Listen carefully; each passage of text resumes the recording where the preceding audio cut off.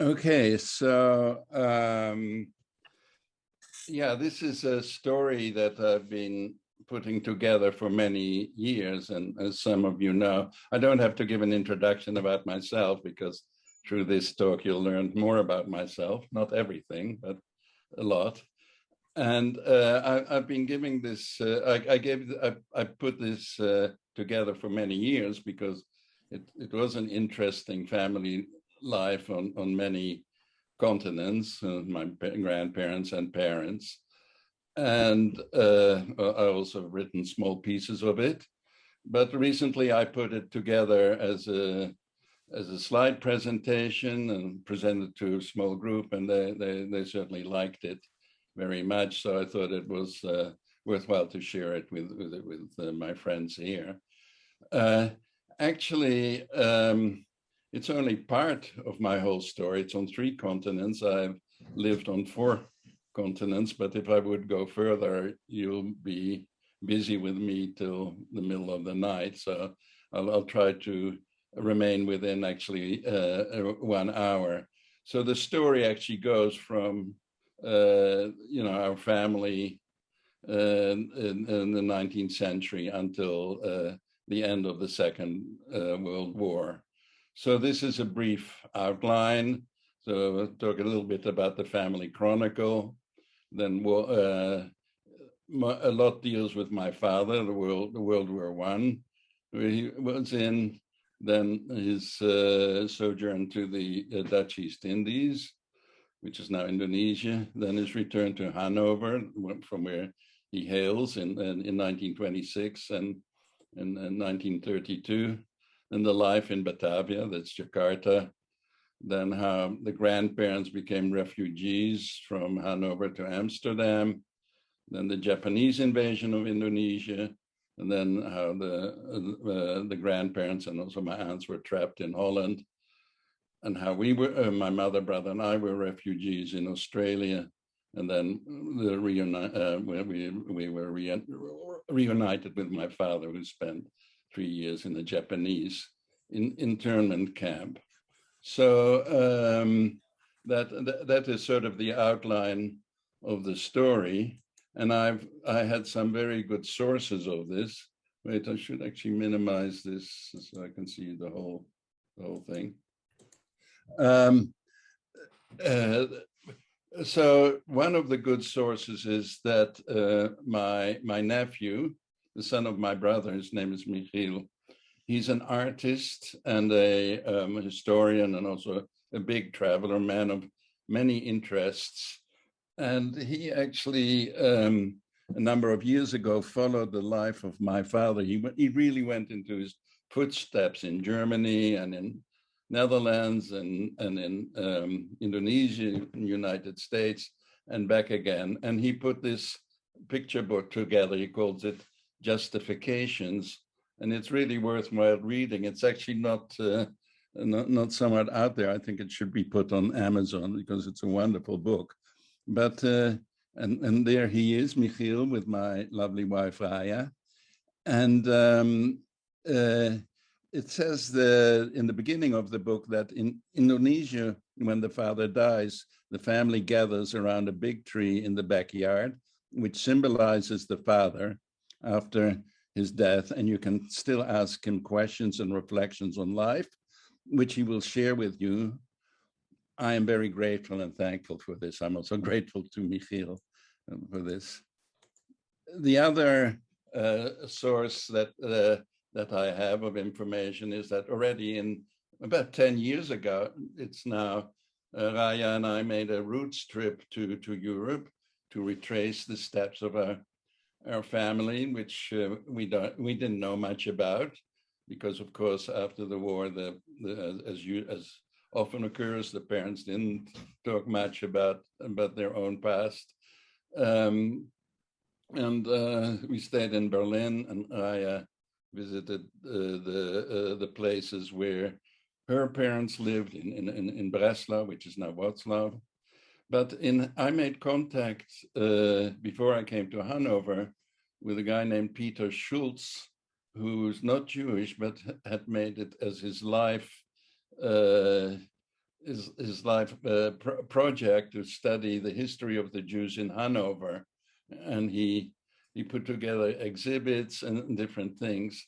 So here is the synagogue in Hanover, this very sort of more neoclassical building built by an architect, a Jewish architect named Oppler, who had built the synagogues also in Breslau and in Berlin. And as you'll see later, this synagogue was destroyed in Kristallnacht. But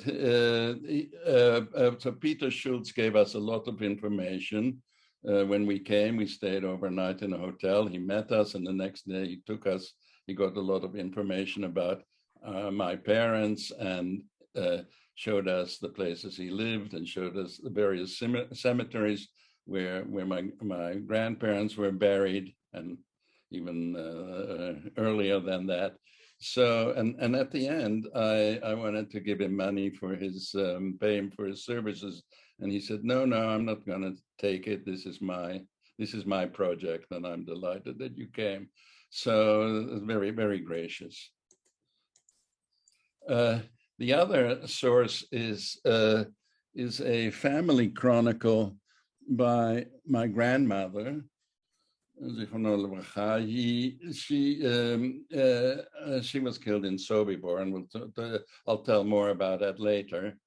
And it's one of those beautiful books, leather bound, with gold inlay, and beautiful writing. It's in German, actually, and she writes just beautifully about her life.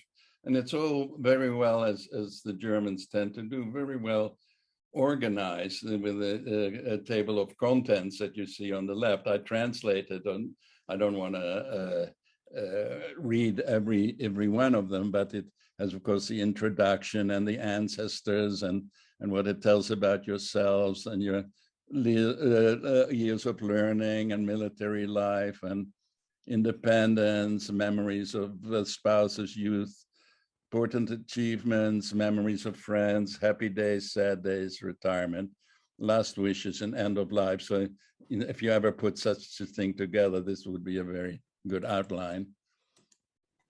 So the other source is that we, in 2015, I took a trip to the Indonesian archipelago.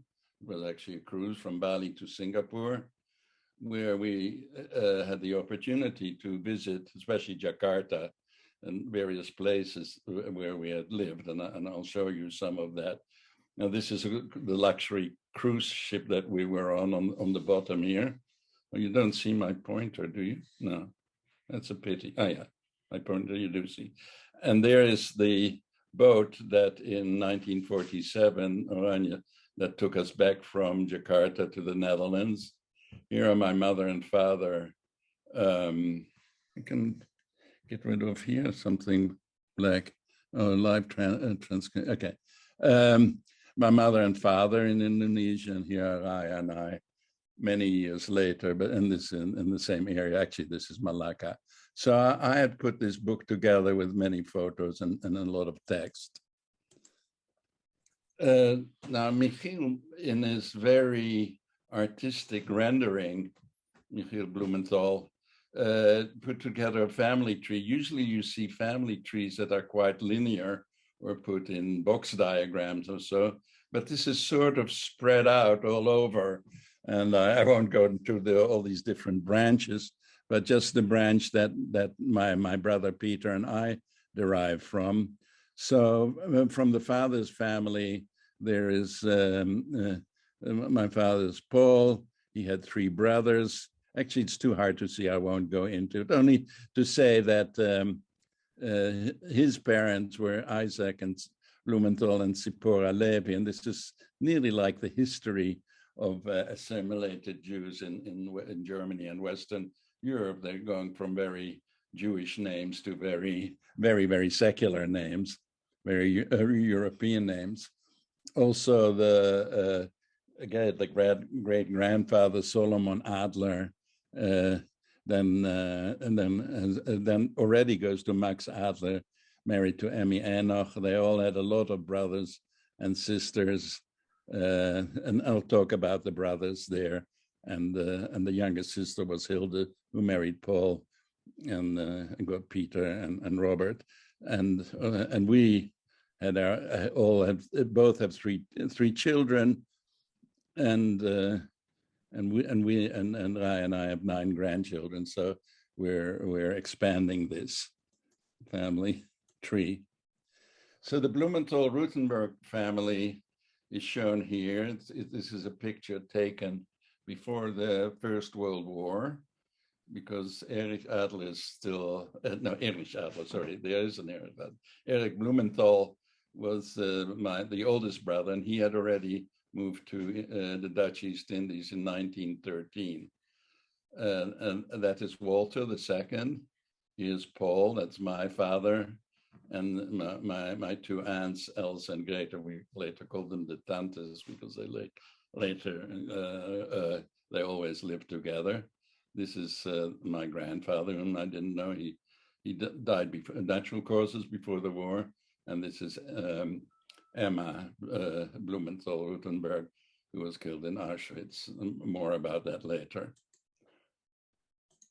From the Adler family, we have Max and Emmy Adler. They're the son Hans, who disappeared in Trieste. Even Michiel tried to go there and couldn't find any traces of him. And then there was this, and we'll go more into this, the second son, Fritz.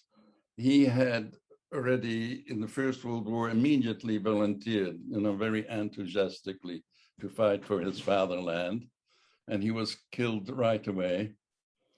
But Peter Schulz, in one of the Jewish cemeteries in the celebration hall, he had these stones where he engraved all the Jewish soldiers who were killed in the First World War for the Germans. Of course, it's a very, in addition to being killed, very tragic, because it didn't help my grandparents that they had a son who was sacrificed for their country, which they believed that would help. There was a brother, Eric, who lived in England, and a brother, Martin, in New York, and this is my mother, Hilde, who will figure very heavy in this story. I'm just skipping ahead to show you a beautiful wedding picture of my mother and father in 1932. And many of the people that were there, I don't know. We know the fate, as I will show, of Emmy Adler and Max Adler, Hilde's parents, and of Emma Rutenberg, my father's father. And then we had my 2 aunts and some of the brothers of my father and some brothers of my mother. But some of these, like these people, maybe they appear in the genealogies, but I don't know. I don't know them. They may have been killed in the Holocaust. I don't know their fate. Just a few words about where they hailed from in Hanover, which is smack in the middle of Germany, especially of West Germany. And it was the capital of Lower Saxony, but later it got merged with the rest of Germany and was the Prussian capital. But the other claim of fame of Hanover, it was the seat of the British royal family. That's where many of the kings came to Britain. The famous one was Albert, Victoria and Albert came from there. My parents, my grandparents, only maybe the Enochs from my mother's side were born in Hanover, but most of the Jews lived around the big cities. Jews were not yet allowed, I think, maybe 18th, 19th century, not in the big cities, only special Jews, protected Jews, Schutzjuden, they called them, who would provide the money, the funds for the princes to, carry out their wars. And so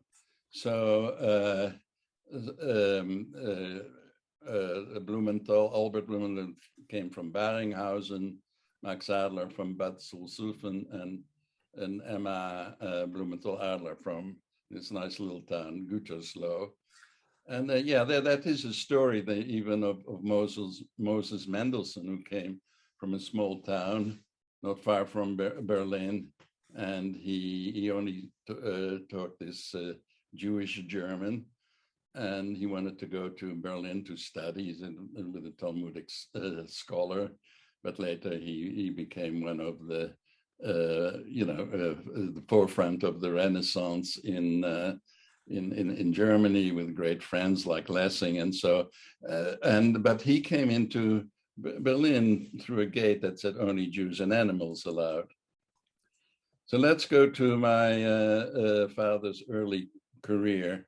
My grandfather was a teacher. They didn't have much money to send them to college, although Jews in that time could go to college. And he went to a lower business school, but at the same time, he joined a firm. The firm was called Hoppenstedt, that also his brother had been working there, that actually did a lot of business through the Netherlands with the Dutch East Indies.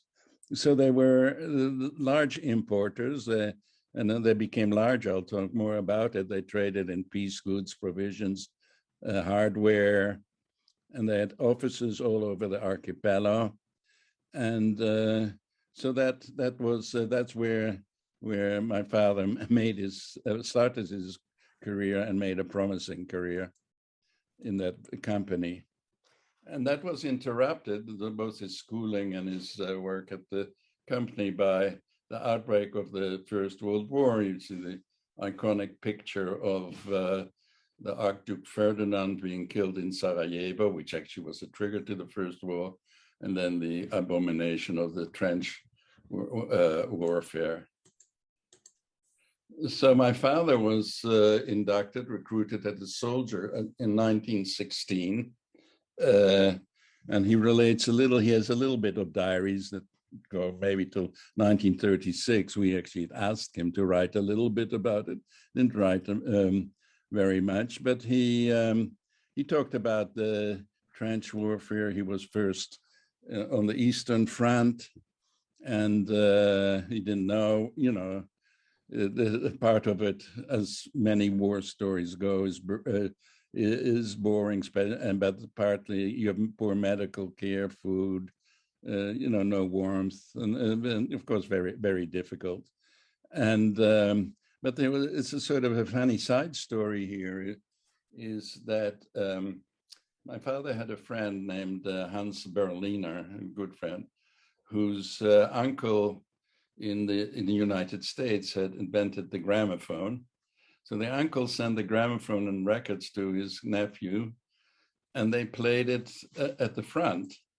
This is Emil Berliner, the inventor, and they played, and on New Year's Eve, and no shot was fired. A similar thing occurred actually on the Western Front, and it turned out to be a movie that there was a Christmas truce, and the Germans and the British celebrated Christmas together, and after Christmas they went back to the business of killing each other. So the Eastern Front, the war in the Eastern Front, stopped in 1970 with the Brest-Litovsk Pact.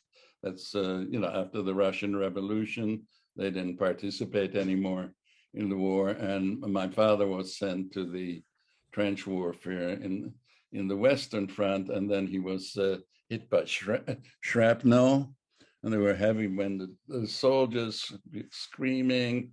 The doctor gave him some schnapps, some drinks, so he could fall asleep.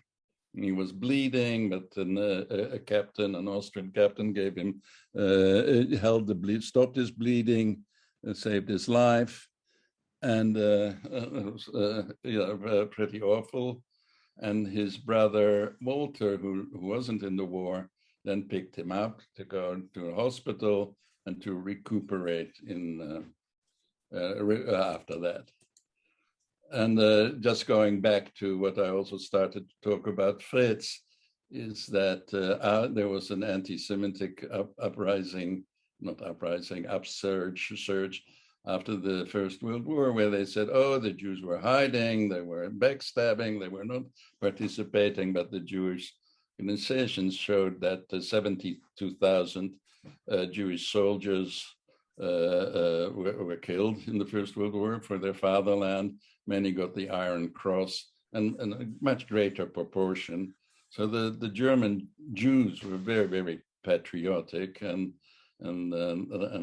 had this hope that they would be part of this the upstanding citizens of the German society, which of course, as we all know, didn't it turned out in a more tragic way. Actually, there's a very good book written by the Israeli author Amos Elon, and it's called The Pity of It All, that this sort of unrequited love affair between Jews and Germans, that sort of evolved or devolved. So my father rejoined this company, Hoppenstedt, in Germany first, but Germany was in shambles, so not much was going on. So he was sent to Amsterdam, where the head office is. And the head office is in this very, very nice area. Maybe if you've been in Amsterdam, you have these canals, the Grachten. This is with all these beautiful houses, these this one was originally built in 1592. This is the office of the Hoppenstedt, with a door right here in the middle, and the head office here. So that's where he was sent. So he parted with his family, and then he was groomed by Mr. Hoppenstedt to go to the Dutch East Indies and to build up the company and the business there. So in Jakarta, Batavia, Hoppenstedt already had an office. It's called on the Kali Bazaar West, and that's where my father went, and he departed for Batavia, Jakarta.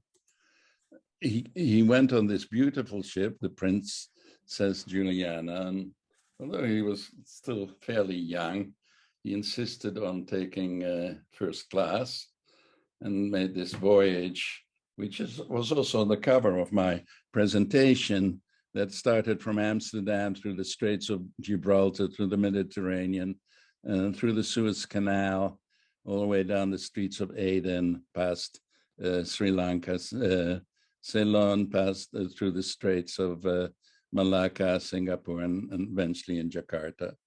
So that is, of course, a new life, and very exciting. He was 22, and the future lay ahead of him. And when he came in Jakarta or Batavia, he met his brother Erich, who had already been in Indonesia since 1913. So that was a wonderful reunion. They had a bottle of champagne in one of these sort of very nice society gathering places. So that was a nice beginning and a nice encounter in the beginning of his career. So Hoppenstedt had offices all over the Indonesian archipelago. That's where my father made his career. Of course, the head office in Jakarta, Batavia. Then there were a number in Sumatra, Palembang, Padang, Medan, Semarang, Surabaya, Makassar, and the Sulawesi Islands. And my father was sort of an agent, or developed agencies in many of these offices. And also the company expanded. They imported champagne and Goodrich tires and cookies from Netherlands, and chocolate, and dairy products, and medicines, cosmetics, textiles, fountain pens, matches, whatever was needed. And they used a lot, they worked very nicely with the Chinese middlemen who had these little shops where they sold these wares. And Hoppenstedt also did export of the sugar, rubber, raw products, coffee, tea, quinine, etc. and their market spread all over the Dutch East Indies and Malaysia, Singapore, Hong Kong, and Japan. So in 1926, after a number of years, my father contracted malaria, but still went on walking. He went back home for, they call it in German, Urlaub, an extended leave to see his mother and his father and his sisters and the rest of his family, just a sort of a family leave for. And they lived, the family lived in the Grimstraat in Hanover. This is actually a picture we took when we visited Hanover in 2011. But my father also took the opportunity when he was in Berlin, in Germany, to visit Berlin because his brother Walter had set up a small business there. And he went to Berlin, which had the Roaring Twenties. I guess that some of you have seen the series Babylon Berlin. It was that kind of atmosphere with cabarets and shows and a lot of different kinds of exciting things to do. So there were the three men, all very dapper dressed. I think if we were in Berlin today, we would be in T-shirts and shorts, but they were well dressed. So there's Walter, there's Paul, and there's a very good friend of Walter and Paul, and his name is Erich Adler. Here the plot thickens because Erich Adler had a sister named Hilde. So Hilde was a very beautiful young woman, father's apple of the eye of the father, independent, adventurous, humorous, and she worked with his father's secretary. And she was ready to leave Hanover on the hand of a promising man, but the parents didn't want to part with their little girl so soon. So Paul had to go back alone, and he then waited 6 years to go back and again ask for Hilda's hand. It's a bit like the story of Jacob. He had to work for 7 years until he couldn't find his bride. But in this case, it was the right bride. In the meanwhile, my grandfather, Albert, my father's father, died in natural causes. And we visited the cemetery where he was buried. It has a inlaid stone, and maybe you can read it. It's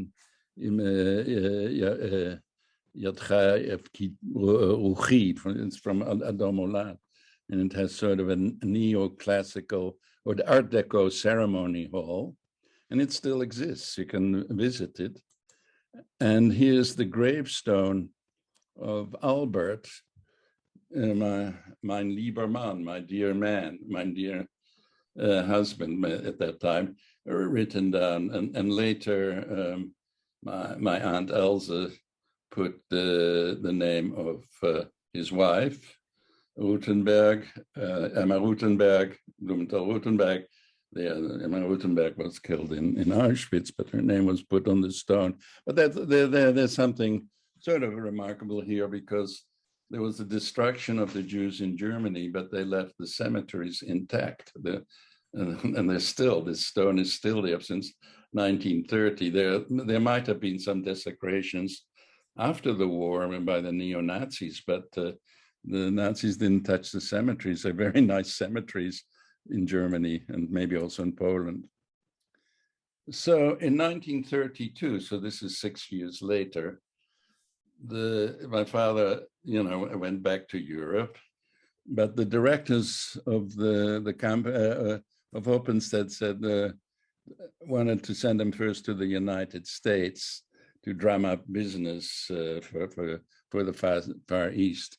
So my father made a very interesting voyage from Jakarta through the coast of China, Shanghai. The Japanese-Chinese war was already raging. Then in Yokohama, he got this beautiful ship. It's called the Empress of Japan, with wood-paneled cabins, crossed the Pacific. Here I'm coming out on the other side, arrived in British Columbia, and then he wrote that, oh, the immigration took so long, I was afraid I'd miss my train to San Francisco. So what else is new? You're waiting there at immigration. So he took the train to San Francisco, had some contacts there through this Chamber of Commerce. Then he crossed the United States. In Kalamazoo, he picked up an agency for Upjohn. In Chicago, he was in Chicago. He got Wrigley's spearmint gum. Then finally arrived in New York, and he got the Vicks Vaporub agency for Indonesia and for the Far East. And then he crossed the ocean. It was nearly like a trip around the world. And after being in Britain for a little while for business, he arrived in Germany. And then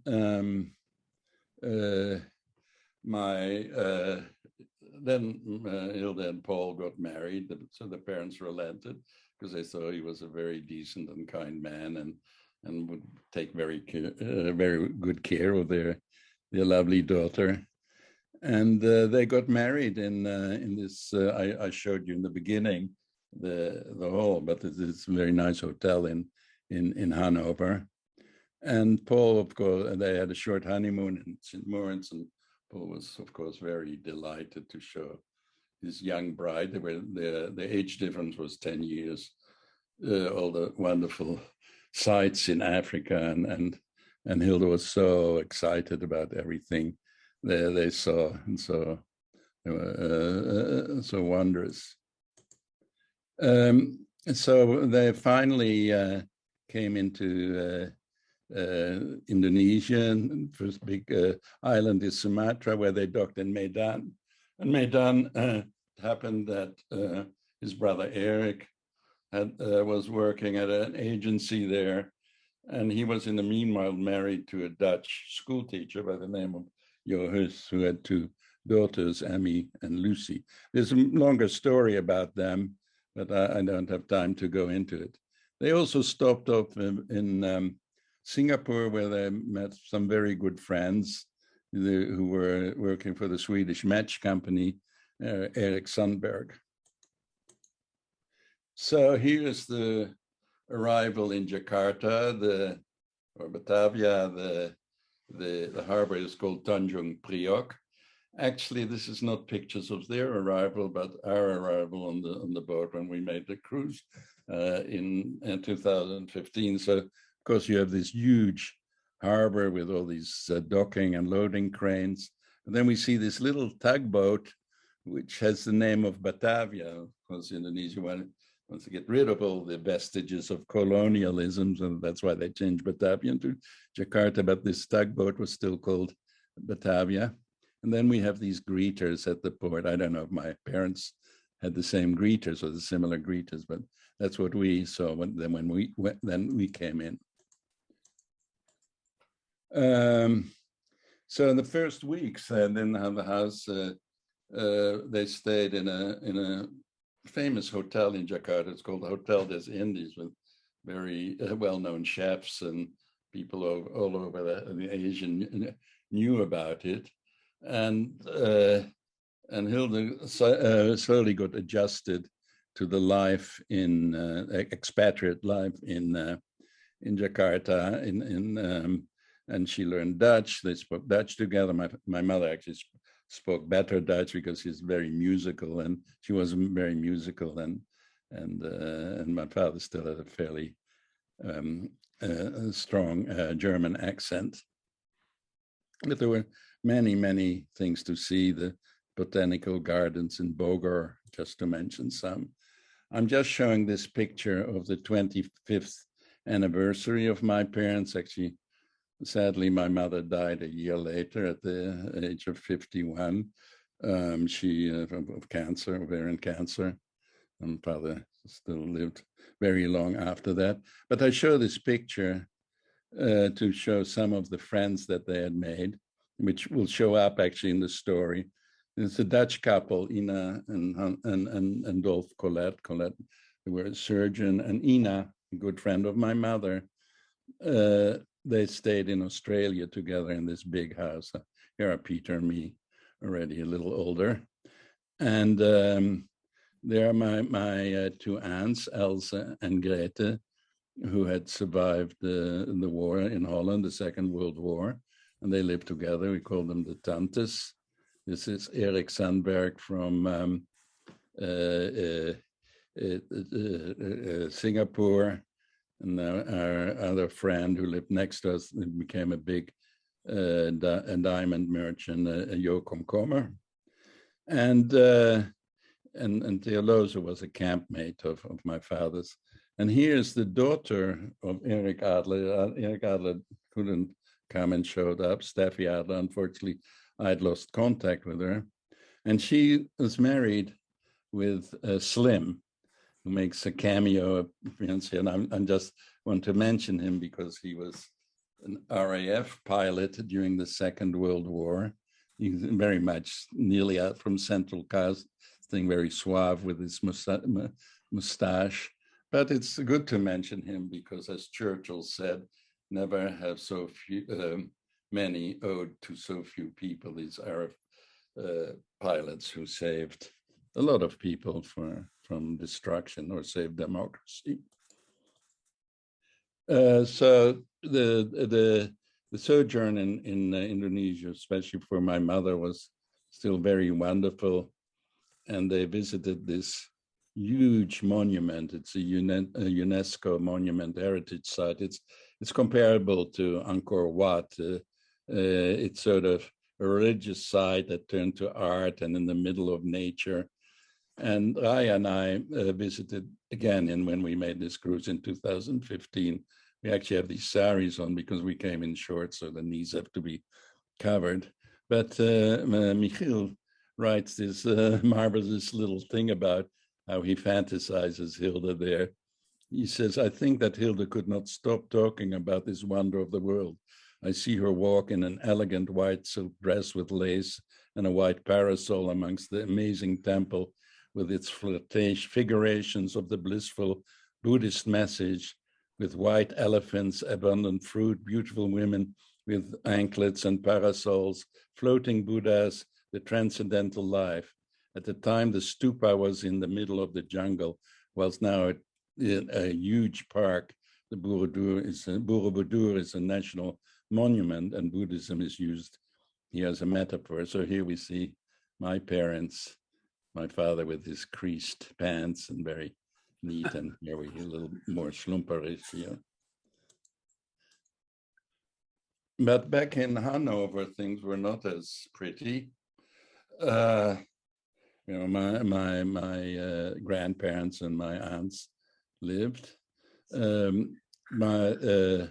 Emma Blumenthal, Emma, the widow of Albert and Paul's mother, lived in this street, and they moved to a smaller apartment because the family had shrunk.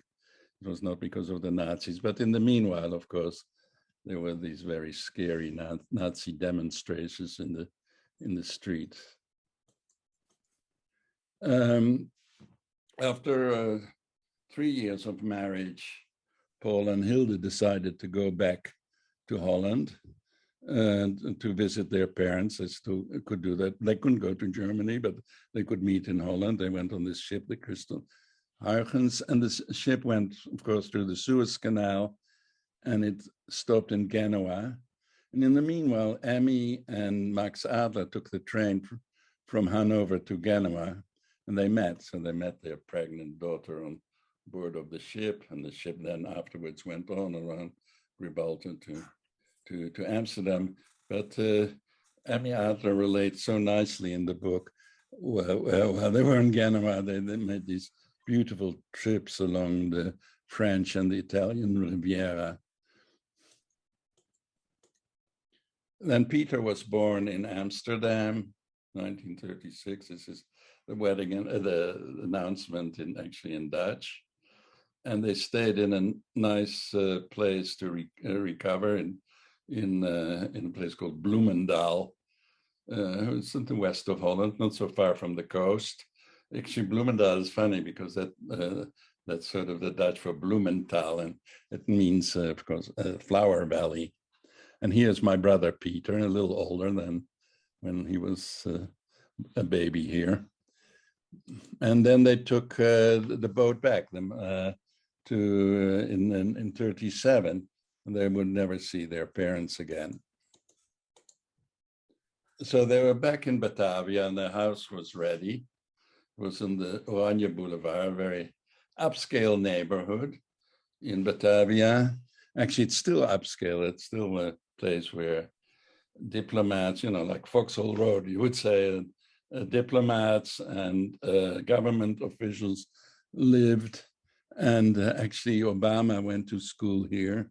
Actually, this was our house on the, it was called at the time Oranje Boulevard, but of course, names have changed. And then now it's named after a Japanese prince who was, opposed to the Dutch colonial rule, Diponegoro.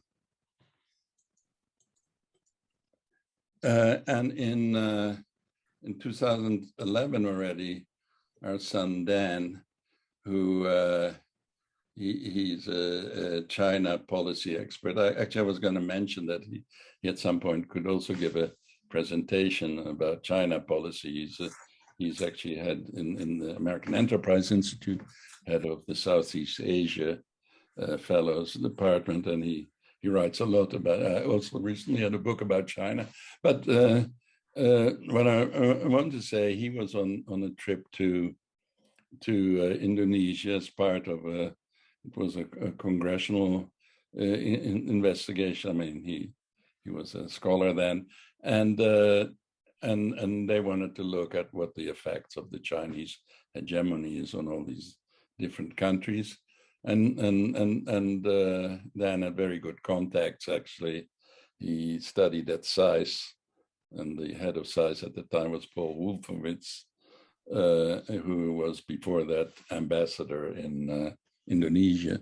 So he had good contacts, and he found this house of ours. And when he found it, it was sort of in the midst of being torn down, and they built some skyscraper behind it, but the house was still intact. So when I came in 2015, we knew where to go, and the van, the guide took us to this house, which now turned out to be an office, which was also involved in business, shipping, mining, property management. So we rang the bell outside, said that I'd lived, was born here, so to speak. And they let us in, and they were very, very excited to invite us in and show us around. And so that was a great event. Then not far from the house is a hospital, the St. Carolus Hospital, where I was born, and it still exists. So here again, like Peter, I'm a little older than the time at that time. But if you want to see us as babies with my mother, here it is. But in the meanwhile, again, things in Europe were becoming more scary. So the Blumenthals first became refugees in Holland, and the first were actually Walter, my uncle, and Erna. Erna was not Jewish, and non-Jewish wife. She probably the unsung heroine of the story, because she could hide Walter and also my two aunts. They survived the war by hiding, but they couldn't save the grandmother Emma and not Max and Emmy. But they did keep these documents, and the precious one, this family chronicle. So Walter and Erna lived in a nice area in Amsterdam. I think it's fairly close to the Concertenbouw. So it's very nice. And here are my two aunts and who had survived the war. They're also a little older, and their mother, who had was killed in Auschwitz. Then in 1938, November, there was the Kristallnacht, where this beautiful synagogue that I had shown in the beginning was totally destroyed. The night of the broken glass, and then Max and Emmy Adler then left Hanover, and they arrived in Amsterdam in the Tintorettostraat. It's actually in the south of Amsterdam, fairly nice area. Yeah, you are. Very nice area, and not so far from where we lived later in Amsterdam. And they lived from 38 to 63. They still lived, with their own habits. They brought things with them and had their café und Kuchen and invited some guests. She relates this in her family chronicle diary. My grandmother does. But also, again, I'm going back and forth between the two continents. Things also turned out not so well in the Pacific. So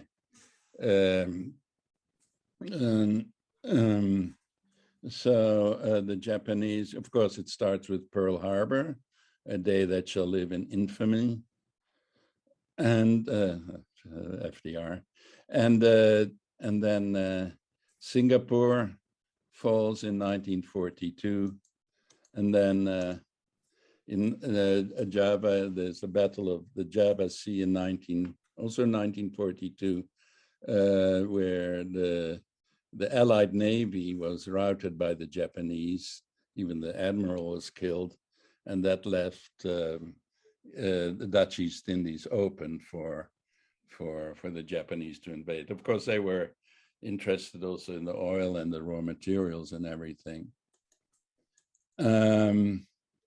So the general tenor was that not many Dutch could escape when the Japanese came, because the governor general said, no, everybody has to stay. But my father had the foresight, having all these other experiences, to find a berth on a ship to Australia for my mother, brother, and myself.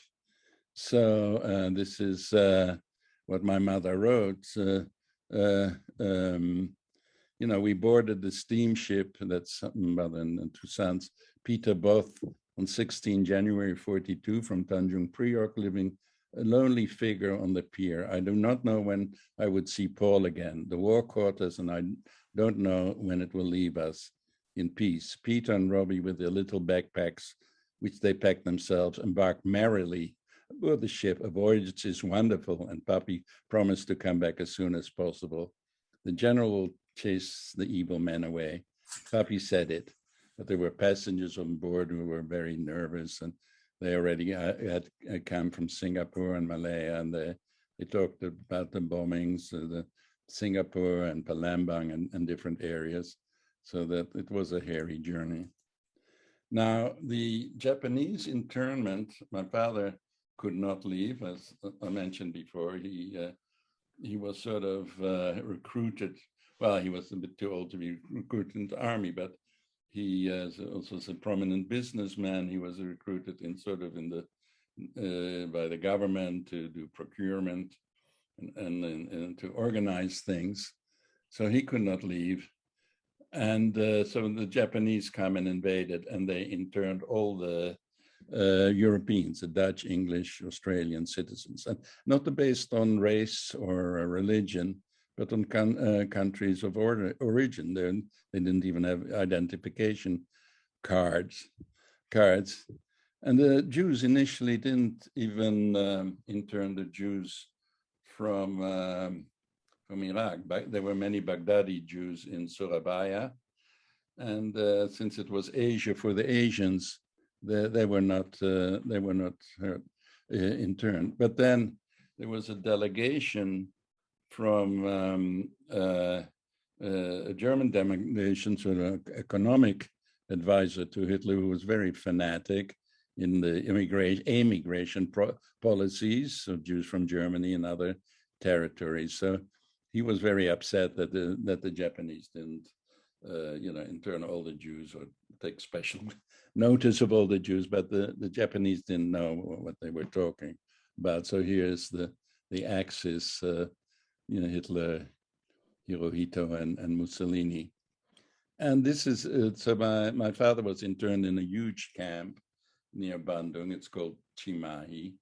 I sort of took this, the photo from the internet because it looks so nice and green and peaceful, but I'm sure it looked very different when my father was interned there. Of course, again, it was not an extermination camp, but there was diseases, hunger. And if the inmates would have stayed much longer, I think they would have not have survived. So my mother, brother, and I took the boat, this boat, and we didn't go through the usual route, which is a little faster, the Java Sea, but because there was a war raging there. But we went to the Indian Ocean and left the convoy, and we're all alone on sea. And my mother says, we sail in a convoy, and I wake up many times during the night. Look at the children who sleep peacefully with their life vest at their feet and their overalls ready. To innocent children, nothing should happen to them. And Bandar Lumpur, I don't know exactly where that is, but that was the last that they see. And they see the plumes of smoke because the Dutch or the military, the Allied military, had destroyed a lot of the oil refineries, so the Japanese wouldn't make use of them. So we arrived in Sydney in March 1942. This is a picture of Sydney at that time. And here's the one that we took when the our cruise ship that we took later came in. Sydney is really a beautiful harbor, on par with, some of those natural harbors, like, of course, Haifa, Rio de Janeiro, Lisbon, San Francisco. So it's one of the most beautiful harbors. At that time, it didn't look like that because here you have the Sydney Opera Building, which is great. So we debark, again, Peter and I, with our little backpacks, hand in hand, and and Father had taken care of some things, also had some business relationships who took charge, and we took the train because my mother got a telegram from this Ina Colette. She said they had rented a large house in Adelaide and it was better to go there and be together and would also be safer. And this is a lot of writing, so I won't read everything of it, but we took this train. It's called the Spirit of Progress from Sydney to Adelaide. My mother again said she could not sleep a wink. And it cannot be right. It said it cannot be right that all this is happening. Hundreds, thousands of families like us are torn apart. This war is so cruel, and I do not see a point of light. You stayed behind in Java because it was your duty, and I left with our two little boys to a strange country. It is also useless, senseless, absurd, and abnormal. We don't know when we will see each other again. So we were traveling in the train in the middle of Australia, not in the middle, but I see these kangaroos hopping, and I don't know, it's my fantasy later, if they are sort of hopping along the train with us. We also visit a natural park where are the koala bears, but just for symbolic reasons, I nearly show this, that say that there's a koala bear high in the branches, hugging the tree and eating the leaves. And Pat, that's the name of the koala bear, positioned high above the danger that lurks below in the weeds and bushes, where the koala can be hunted by dingoes, foxes, and Tasmanian devils. That's just like us finding refuge in Australia. And it was really a refuge because in the meanwhile, in Holland, the Jews were deported. my mother gets a telegram or a letter from her brother Eric in London that they were deported to Eastern Europe. And she was totally startled. Couldn't those beasts not even leave nearly 80-year-old people in peace, just to think that those old people don't have a proper bed and food anymore? They, after all that had happened to them, they are left to the rough dogs. I hope their suffering won't last long. I can't sleep at night thinking that I'm in a warm bed and father and mother are in barracks. It is inhumane. When will the misery end? So Michiel depicts the leaving of my grandparents in the Tintorettostraat, these lamps bend over. Then the point, the gathering point for the deportees, or the people who are picked up, the Jews who are picked up, is the Hollandse Schouwburg, it's the Dutch theater. Somebody took a picture from the outside. And from there, they were put on the trains to Westerbork, the transit camp from Holland. And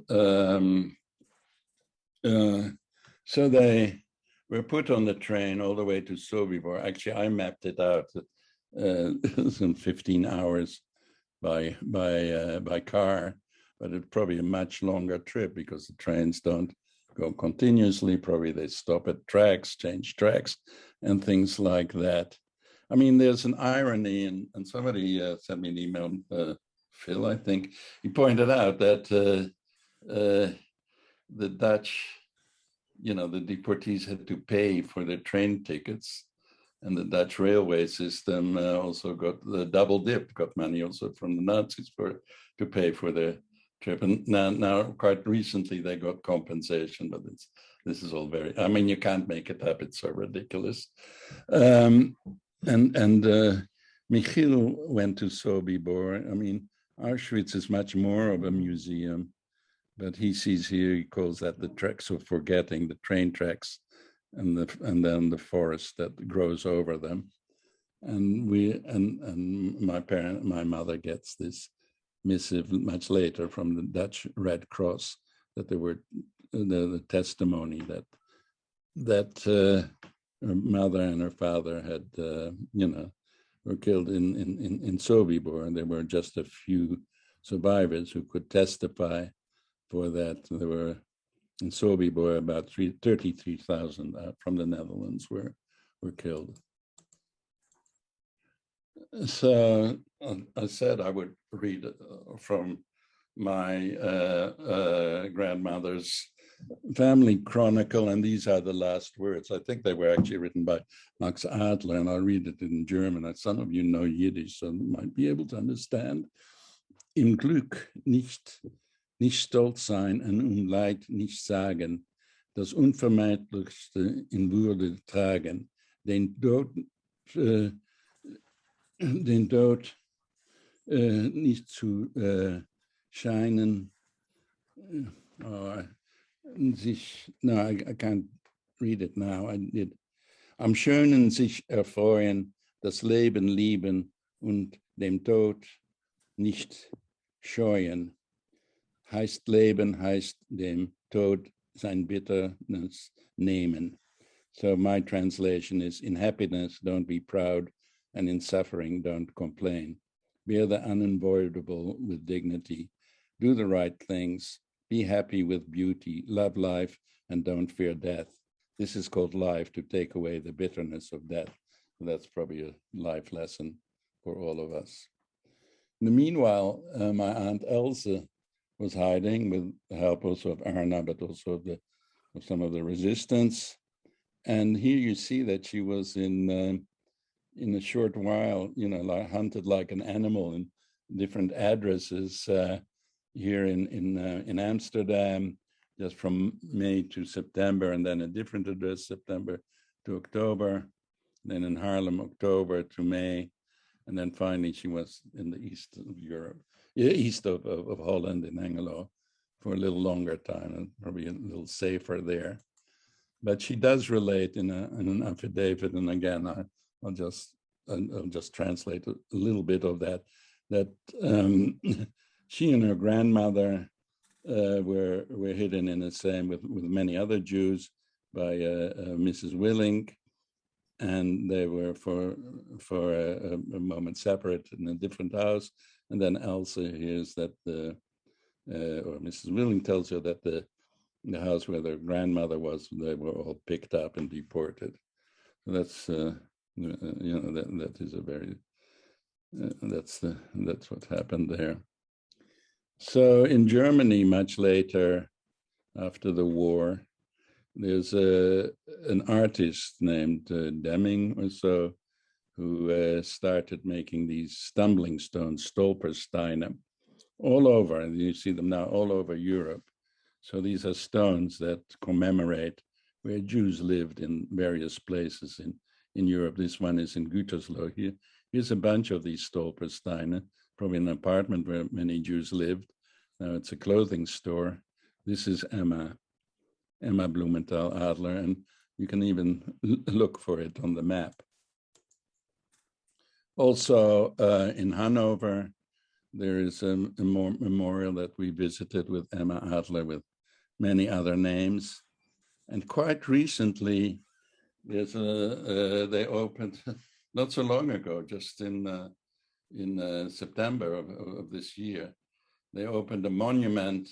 It's designed by Daniel Liebeskind, listing 102,163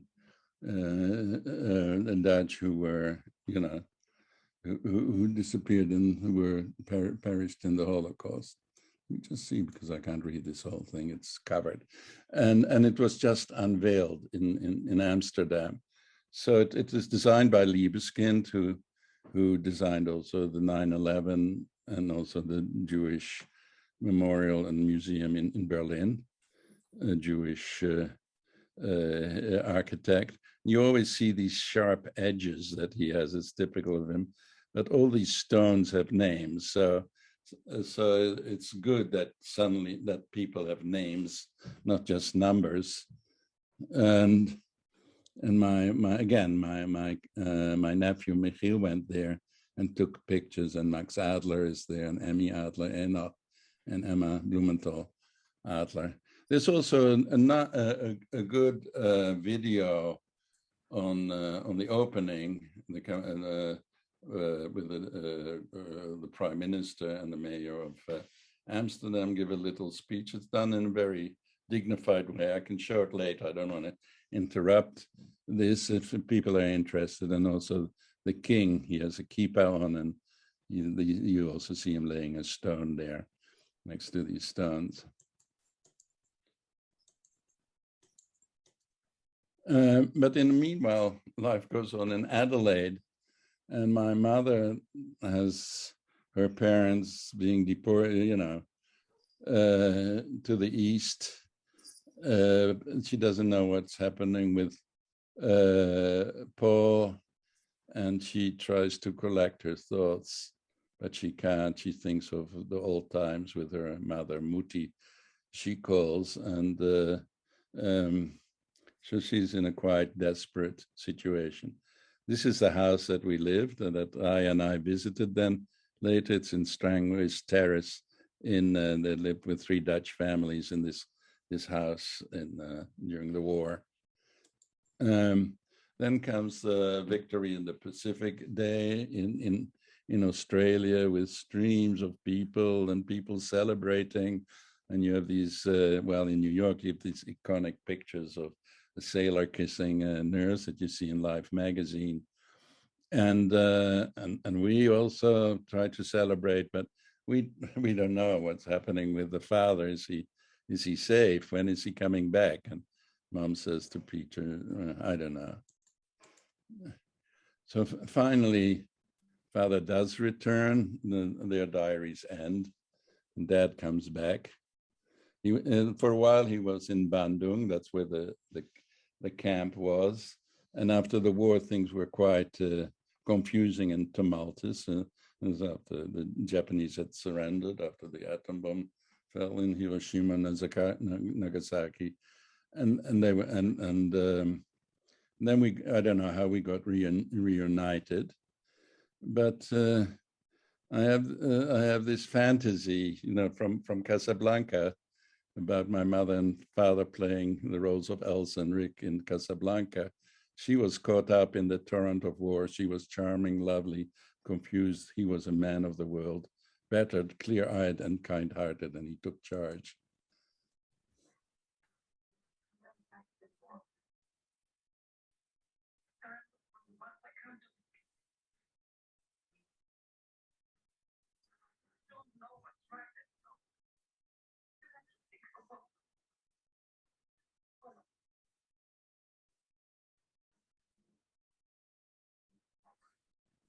So my father, indeed, he took charge. I mean, here you see, somebody made a drawing of him in the camp. He looked quite emaciated, but one of the things that kept him, and you hear that from other stories, is sort of a discipline of being well groomed. His hair is parted, his glasses, he's even shaved, and he won't let himself go. And in spite of all the horrors, the diseases, and everything. And when he came back, he was in the situation where he could take charge. So we come back, and my father finds a house, puts them in a sort of English school there with our uniforms.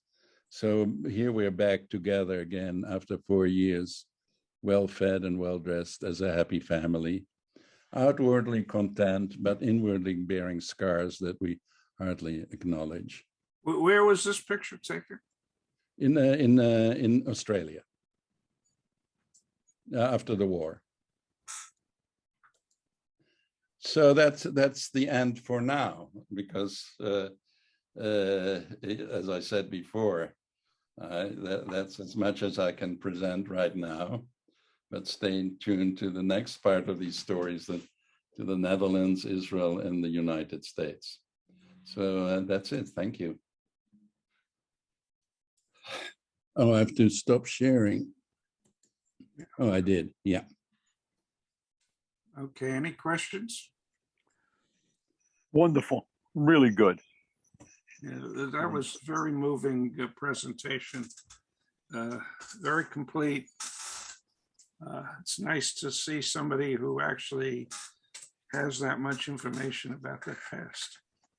You lived through quite a bit as a young child, and well, you're a few months older than me, so oh Christ, telephone. Okay. Peter Grunwald. Yeah, thank you, Richard. It's an amazing story, and I really appreciate it. And you were really lucky that you could put together all these memories and pictures and documents. I would like to ask you about your father, how much he told you about his experience when he was left behind. I just saw very recently a movie called Railway Man, and Railway Man. Mm-hmm. And Railway Man, yeah. And it's about the Japanese camps in Indonesia and how brutal those Japanese were with the inmates, not because they were Jews, they were foreigners, period. So I don't know how much your father shared about it. Yeah, he didn't share very much about it. As I said, we had asked him, my wife had asked him also to write his diaries because he had so much, but they actually stopped in 1936 when my brother was born. So he doesn't relate about his camp experience. And sometimes he got together with other ex-inmates, and then it becomes a little light. They don't go into the, you often remember more the funny things that happen than the awful things. And yeah, it was very brutal. This is a civilian camp, Chimam. It might have been not that brutal as some of the other ones where many died, like the Burma Road and things like that. But yeah, I don't know very much about. He didn't talk about his experience, and as you know yourself, the parents will not, especially after the war, will not talk about what happened to them. Yeah, that's a very common phenomenon, and they also don't talk about what happened to their parents. I had to find out about that. It's sort of the code of silence. Yeah. Marvin? Yes, I know exactly what Robert's talking about because my father was in the war between the Mensheviks and the Bolsheviks, and he had to cover himself with dead bodies to escape. And the only reason I knew anything about it is because when we came to a funeral, he could not go over to the coffin and look at the dead bodies over there. So he told us that. And another thing he never told us about was how he got from where he was, which was in Lithuania, to France to get to Cuba. That story is another one that's buried. But from Cuba on, we've heard quite a bit. Stan? Thank you. Robert, very, very nice. Can you explain how you got a lot of the documents, the pictures, and how did people stay in touch with each other when they were in different countries in different parts of the world? Yeah. So the photos, especially, yeah, we had kept, for instance, my aunt who had the non-Jewish aunt who had survived the war had kept this family chronicle, which is just a marvelous thing to see.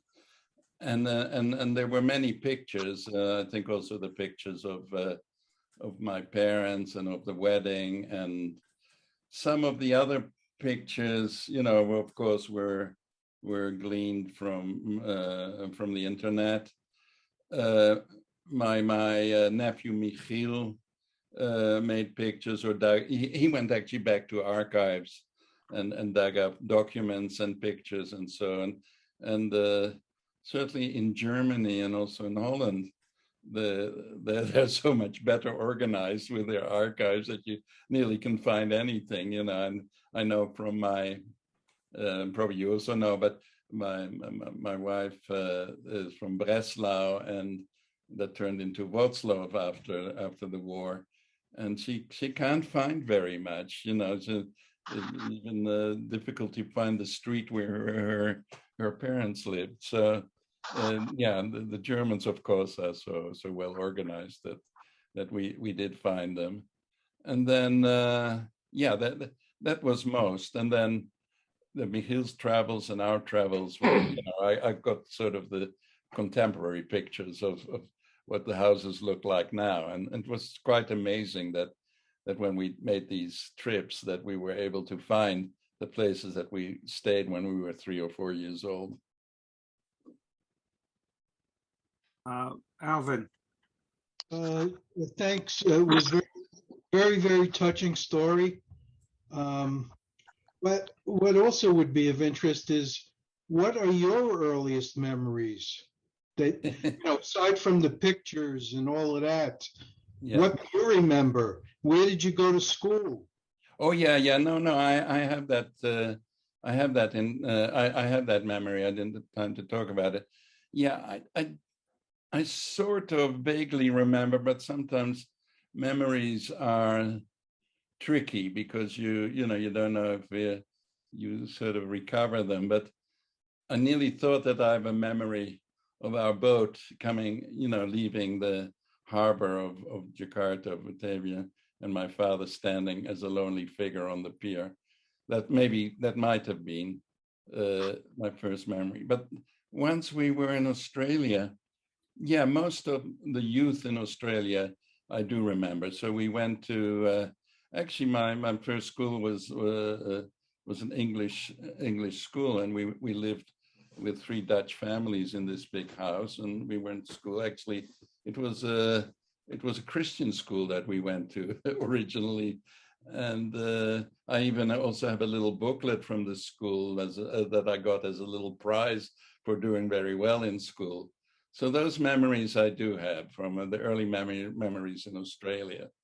But what is harder to find what happened to the parents, and it's not only that the Holocaust survivors, like my aunts, some of them don't like to talk about it at all, but my aunt Elsa did talk about it.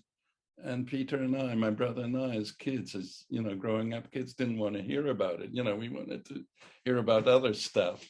So now we very much regret that we haven't, now we have time to look into all it, and retired, and we have time to investigate all of it. It's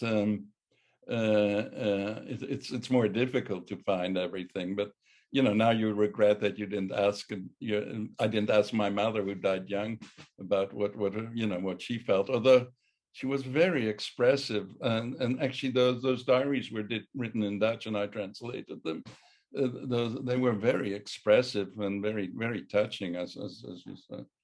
Her, how she felt that she, with her husband in a Japanese camp and her parents in Europe. Yeah. So your English was learned in Australia? Yeah, and then after the war, we came back to Holland, and then I had most of my schooling in Dutch. But but I'm Australian. Jerry Leventhal.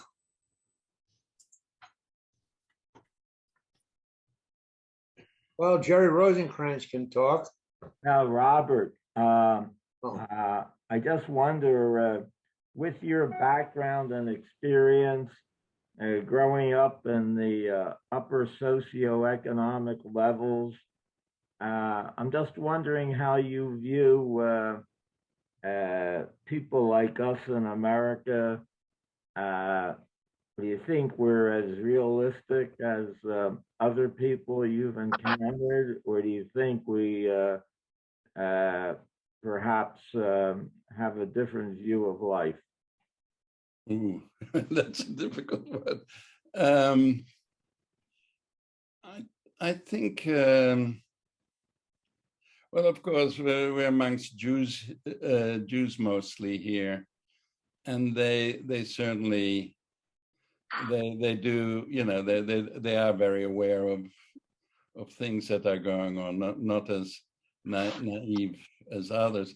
Of course, yeah. When you think about it, that we often say, especially if you're European, that Americans are very naive, especially about their how they can build up countries, which they did actually after the Second World War. Japan and Germany turned, but other countries they can build. There's a lot of idealism, and so there are many good things about it. But I'm, as maybe a lot of you are, and I don't want to get too much into the politics, but of course, as many others, I'm a little worried about the direction that this country is going into. So, when we came here, we came actually not as refugees in this case, but I came to do my postdoc, and then got offered a job here.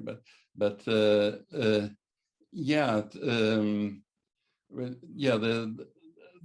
direction. Yeah, I think maybe we as Jews do, but a lot of people, I don't know if they learned about history, and they could learn a lot about, if you're not careful, even a wonderful democracy, a robust democracy as the United States could change. That's my worry. Thank you.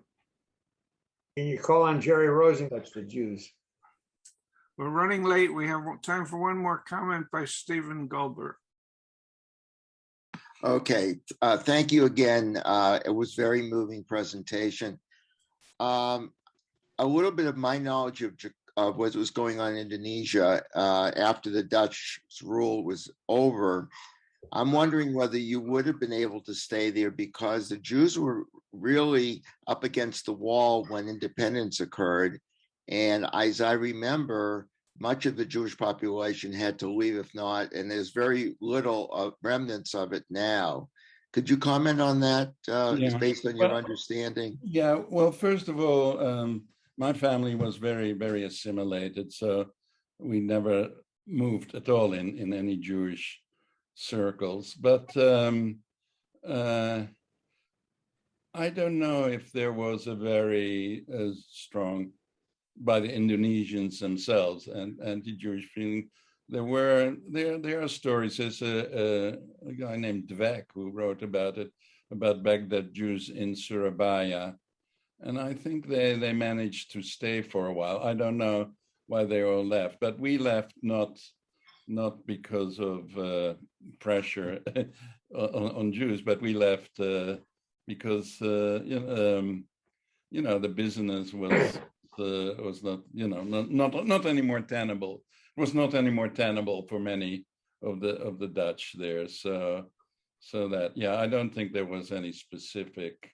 I haven't heard of any specific animus towards Jews in Indonesia. Okay, well, we've run out of time, so thank you very much, Robert, for that very moving family history. We really appreciate it. Looking forward to chapter 2. Yes. And maybe I can have everybody. We'll see you tomorrow, hopefully, and take care. Gesund. And one other thing, remember that the film group is meeting right after this. What about the jokes? No time for jokes. Take care. We'll tell them during his film group. Yeah. Thank you, Jay. Yeah. Thank you. Thanks. Thanks, everybody. Thanks, Robert. Thank you. Thank you. Very interesting and very touching story. Yes. Robert, Very interesting. Thank you. Thank you.